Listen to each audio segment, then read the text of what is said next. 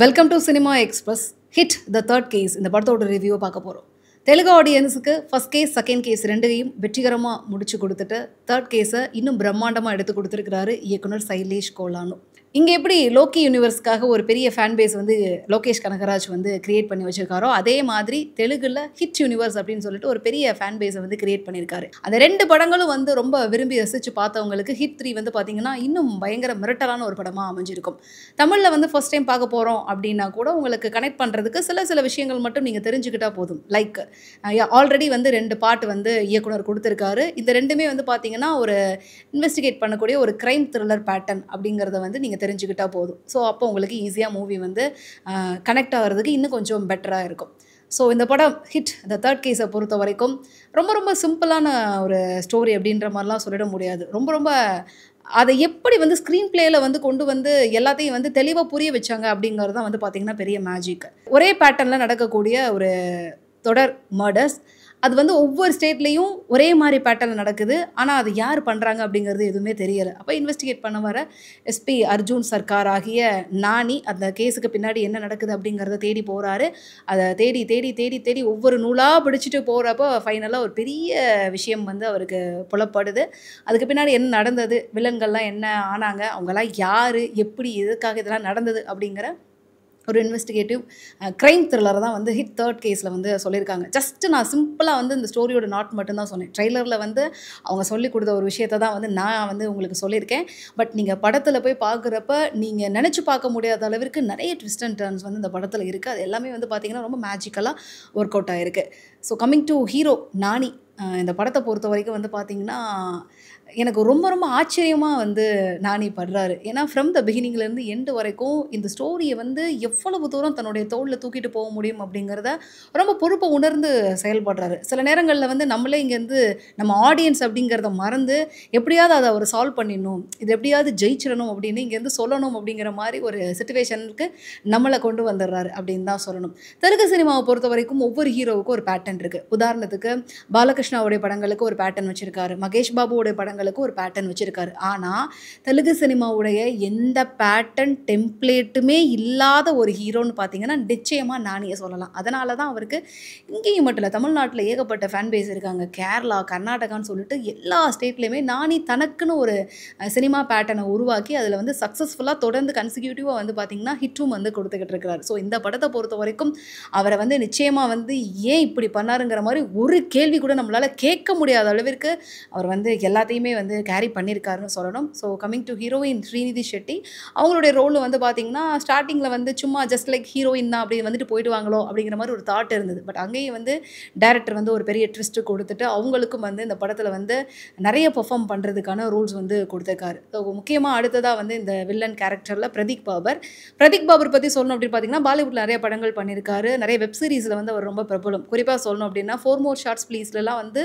பிரதீப் பாபருக்குன்னு வந்து ஒரு தனி ஃபேன் பேஸே இருக்குது. அவ்வளோ கேர்ள் ஃப்ரெண்ட்ஸ் வந்து அவருக்கு இருக்காங்க.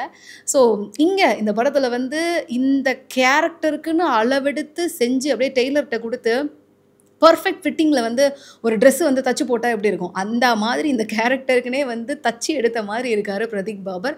ஸோ உண்மையிலே ரொம்ப அழகாக வந்து அவருடைய ரோலை வந்து சூப்பராக பண்ணிட்டார் அப்படின்னு தான் சொல்லணும். ஸோ கம்மிங் டு டெக்னிக்கல் டீமை பொறுத்த வரைக்கும் மிக்கி ஜே மேயருடைய பின்னணி இசை இந்த படத்திற்கு எந்த விதத்துலேயும் வந்து ஆடியன்ஸ் வந்து முகத்தை சுளிக்காத அளவிற்கு இருக்குது. தட் மீன்ஸ் வந்து எங்கேயுமே வந்து இசை வந்து தேவையில்லைன்னு சொல்கிற மாதிரியும் இல்லை, இந்த இடத்துல தேவை அப்படிங்கிறதே தெரிஞ்சு அவரே வந்து எல்லாத்தையும் பண்ணிட்டார். ஸோ இந்த படத்துக்கு என்ன தேவையோ அதை வந்து ரொம்ப அழகாக கொடுத்துருக்காரு அப்படின்னு தான் சொல்லணும். அதே மாதிரி கார்த்திகா ஸ்ரீனிவாசோட எடிட் கட்ஸ் வந்து ரொம்ப கிறிஸ்ப் அண்ட் கிளியர் அண்ட் ஷார்ப்பாக இருக்குது. சானு ஜான் வர்கீஸோடைய சினிமாட்டோகிராஃபி இந்த படத்திற்கு வந்து இன்னும் அழகான ஒரு கலரிங் வந்து கொடுத்துருக்குன்னு சொல்லணும். ஏன்னா படத்தில் வந்து நிறைய டிஃப்ரெண்ட்டான லொக்கேஷன்ஸ் வந்து அவங்க யூஸ் பண்ணியிருக்காங்க.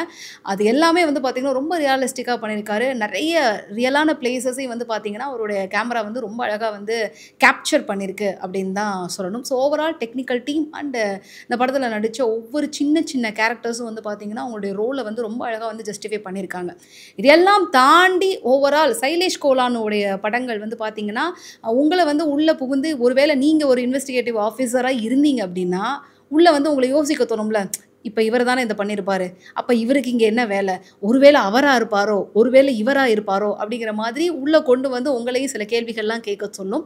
அதே மாதிரி தான் வந்து பார்த்தீங்கன்னா ஹிட் தேர்ட் கேஸை பொறுத்த வரைக்கும் அந்த மாதிரியான நிறைய இடங்களில் நம்மளே இறங்கி இன்வெஸ்டிகேட் பண்ண வச்சிருக்கிறாரு அப்படின்னு தான் சொல்லணும். இது எல்லாத்தையும் தாண்டி இந்த படத்தில் வந்து ஒரு ஜென்ரல் ஆடியன்ஸாக பார்க்குறப்ப முதல் தடவையாக வந்து இந்த ஹிட் யூனிவர்ஸ்குள்ளே உள்ளே வர்றப்ப சில கேள்விகள் மட்டும் இருந்தது. அது என்ன அப்படின்னு பார்த்தீங்கன்னா, too much of violence violence violence violence அப்படிங்கிற மாதிரி இவ்வளோ வயலன்ஸ் வந்து இந்த படத்துக்கு தேவையா அப்படிங்கிற ஒரு கேள்வி இருக்குது. பட் ஆனால் கதை வந்து அதை டிமாண்ட் பண்ணக்கூடிய பட்சத்தில் அதை கையில் எடுத்திருக்கேன் அப்படின்னு டைரக்டர் சொல்லியிருக்காரு. பட் வந்து நமக்கே ஒரு கட்டத்தில் தோணும், என்னடா இவ்வளோ வயலன்ஸ் இருக்கே அப்படிங்கிற மாதிரி ஒரு கேள்வி நமக்கே தோணும். பட் அதுக்கு பதிலும் நமக்கே தோணிடும், இவங்களெல்லாம் இப்படி தான் ட்ரீட் பண்ணணும், இவங்களுக்கெல்லாம் வந்து டிசர்வ்டான ஆட்கள் தான், இப்படி தான் தேவை அப்படிங்கிற மாதிரி நமக்கே அதுக்கான பதிலை வந்து கொடுக்கறதுக்கு யோசிக்க சொல்லிடும் அப்படின்னு தான் சொல்லணும். ஸோ அப்பார்ட் ஃப்ரம் இந்த வயலன்ஸை தாண்டி ஒரு நல்ல இன்ட்ரெஸ்டிங்கான ஒரு சூப்பரான க்ரைம் த்ரில்லர் பார்த்த அனுபவம் வந்து பார்த்திங்கன்னா அந்த படம் பார்க்குறப்ப உங்களுக்கு கிடைக்கும். ஸோ இந்த ஹிட் தேர்ட் கேஸை பொறுத்த வரைக்கும் இட்ஸ் பியோர்லி ஃபார் இந்த மாதிரியான க்ரைம் த்ரில்லர் சீரீஸில் வந்து பயங்கரமாக இன்ட்ரெஸ்ட் இருக்கிறவங்க, இந்த மாதிரியான படங்களுக்கு ஆத்மார்த்தமாக பழகி போனவங்களுக்கு வந்து பார்த்திங்கன்னா இது ஒரு மிகப்பெரிய ட்ரீட் அப்படிங்கிற மாதிரி இருக்கும்.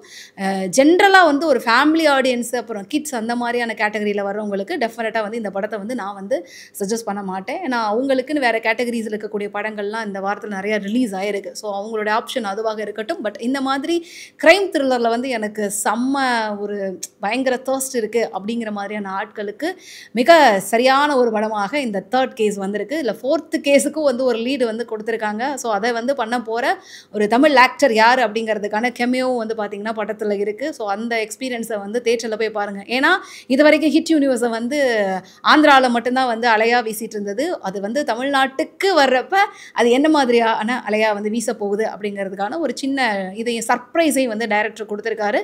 டெஃபினட்டாக வந்து ஃபோர்த்து கேஸை பொறுத்த வரைக்கும் இந்த காஸ்டிங் வந்து இன்னும் வேற லெவலில் ஒர்க் அவுட் ஆகும் அப்படிங்கிற மாதிரி எனக்கு ஒரு பெரிய கான்ஃபிடென்ஸ் இருக்குது. ஸோ தேர்ட் கேஸை பொறுத்த வரைக்கும் எப்படி நான் படத்தில் நடித்த காஸ்ட் அதுக்கப்புறம் வந்து டெக்னீஷியன்ஸ் டீமை வந்து பாராட்டினானோ அதே மாதிரி இந்த ஸ்டண்ட் சீக்வன்ஸஸே வந்து ஓ மை காட் வேறு லெவலில் பண்ணியிருக்காங்க. எனக்கு ரொம்ப நானி வந்து எப்படி வந்து இந்த அளவுக்கு வந்து இவ்வளோ ஃபிட்டாகவும் சரி, ஒரு இடத்துல கூட வந்து சும்மா வந்து ஸ்க்ரீனுக்காக அடிச்சுக்கிறோம் அப்படிங்கிற மாதிரி நமக்கு தெரியவே கூடாதுல்ல, அதை வந்து அவ்வளோ அழகாக வந்து கேரி பண்ணியிருக்கிறாரு. ஸோ ஓவரால் ஸ்டண்ட் சீக்வன்ஸஸும் பார்த்திங்கன்னா சூப்பராக வந்து இந்த படத்தில் ஒர்க் அவுட் ஆகிருக்கு. So purely it's for crime thriller பிரியர்களுக்காக.